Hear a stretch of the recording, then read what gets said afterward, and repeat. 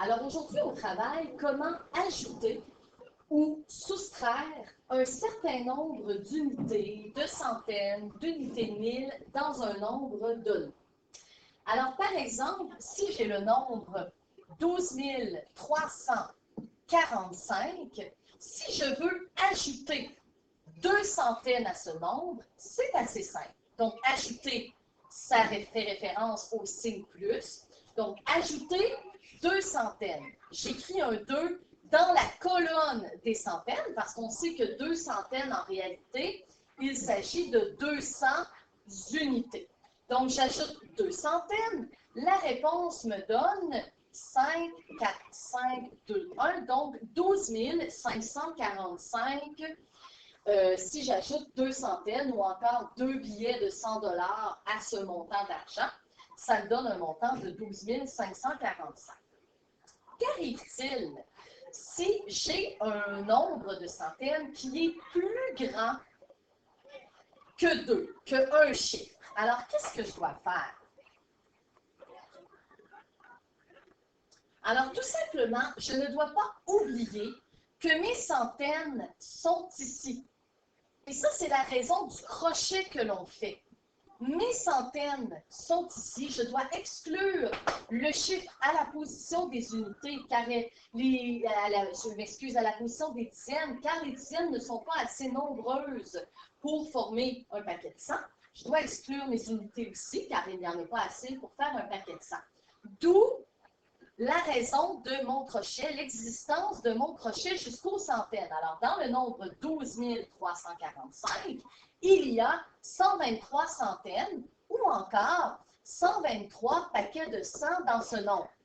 Alors, si je dois ajouter, par exemple, 13 centaines, alors ajouter 13 centaines. Donc, mon crochet des centaines est toujours présent et j'ajoute mon 13 centaines. Je sais très bien que 13 centaines, en réalité, il s'agit de 13 paquets de 100. 13 centaines. Et qu'est-ce que ça fait, 13 paquets de 100? Eh bien, ça fait 1300 unités.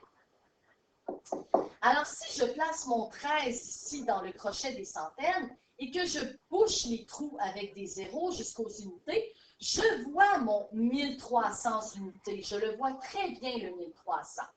Donc, si j'ai un montant, par exemple, de 12 345 et qu'on me donne 13 centaines, c'est-à-dire 13 billets de 100, c'est-à-dire, autrement dit, 1300 $, quel montant aurais-je à la fin? Alors, je n'ai qu'à faire mon addition qui sera ici 13 645.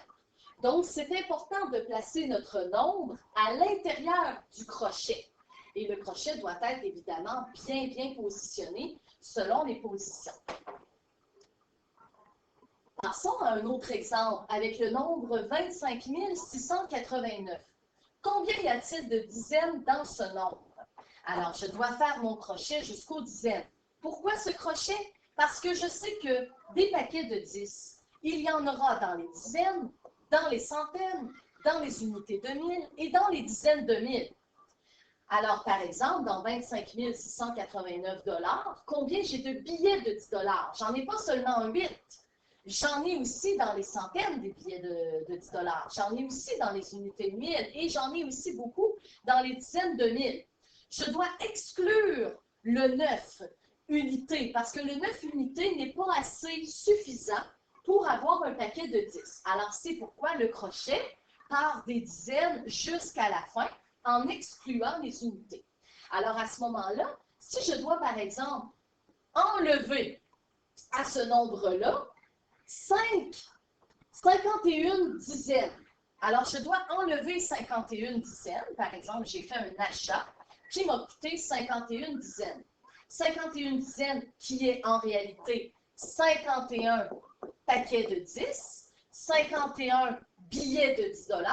Alors, ça fait quoi? Je dois encore respecter mon crochet de dizaines et placer mon 51 à l'intérieur de ce crochet qui va jusqu'aux dizaines. Et ce qui me donne 51 paquets de 10, ça me donne en fait 510 unités. Et je l'obtiens en remplissant mon trou des unités avec un 0. Donc, je sais que si j'ai 51 billets de 10 ça me donne 510 Donc, j'ai 25 689 je fais un achat. Donc, je dois enlever mon achat qui m'a coûté 510 ou encore 51 dixièmes. Et ça me donne la réponse suivante. 9, 7, 1, 5, 2. Il me reste maintenant 25 179 $.